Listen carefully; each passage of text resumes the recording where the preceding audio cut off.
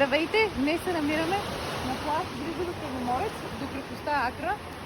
Може да направим така малко да се видя плажа.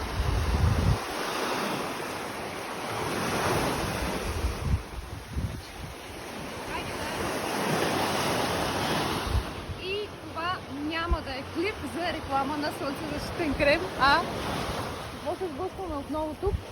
Боклука, който остава след нас, хората, не след животните. И какво ще направим ние? Това пликче ще съберем каквото можем и ще го закараме съответно на мястото, което е подходящо за отпадъци. Его буклук. Показваме всичко това с цел да мотивираме, да стимулираме и други хора, когато са на плаж, да носят пликче с тях и да покажем, че не е срамно да събират боклуци. Чужди, да. Срамно е да оставаш. Не бе, то даже не е срамно или несрамно, а по принцип е кофти. И другото, което е, да, приказките.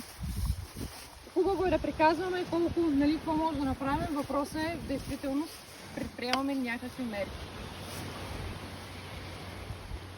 Това е.